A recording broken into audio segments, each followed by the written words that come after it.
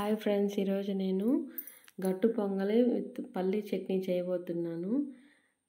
పొంగలికి 1/2 glass పెసరపప్పు, 1/2 glass బియ్యము 2 కలిపి 1 గ్లాస్ నిండా తీసుకుంటున్నాను. అది శుద్ధంగా మనము మంచిగా వాష్ చేసుకోవాలి. 2-3 సార్లు నేను చూపించిన విధంగా మంచిగా వాష్ చేసుకొని అది 1/2 అవర్ దాకా నానబెట్టుకోవాలి. ఎందుకంటే ఏదైనా కూడా ఏ పప్పు అయినా కూడా నానబెట్టుకొని తింటే మనకి పొట్టలో గ్యాస్ ఫామ్ అవ్వకుండా ఉంటుంది. సో ఏదైనా కూడా మనం పప్పుచారు చేసుకున్నా ఏదైనా కూడా మంచిగా ఒక 1/2 అవర్ పాటు నానబెట్టుకోవాలి. నేను ఇలా మంచిగా వాష్ చేసుకొని నానబెట్టుకుంటున్నాను.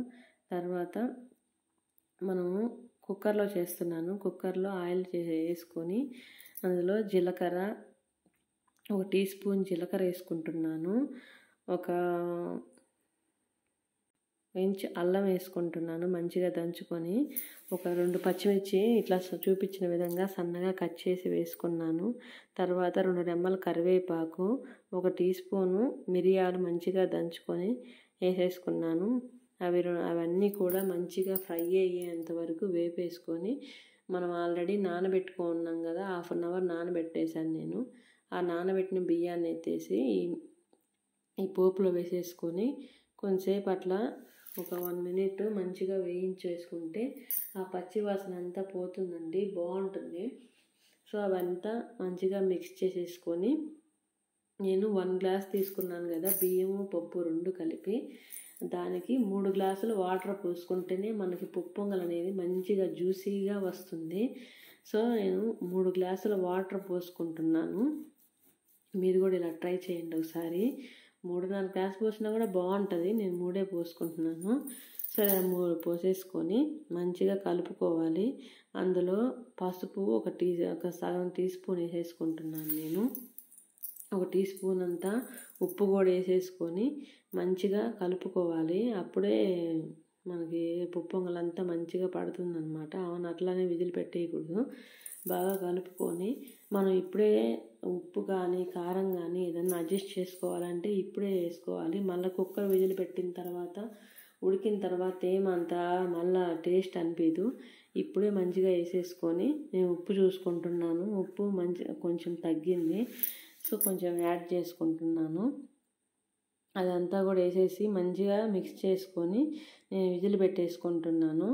సో 2 విజిల్స్ వస్తే సరిపోద్ది. ఎందుకంటే ఆల్రెడీ నానుంది కాబట్టి మనకి పప్పు 2 విజిల్స్ వస్తే సరిపోద్ది. ఫ్లేమ్ అనేది మీడియం టు హైలోనే మరీ హైలో వద్దు, మీడియం కంటే కొంచెం పెట్టేసుకొని బాగా 2 విజిల్స్ వచ్చేంత వరకు ఉంచుకొని అది రెస్ట్ ఇచ్చేసేయాలి, ఆపేసేసి. ఈలోపు మనం పల్లీ చట్నీ తయారు చేసుకుందాము.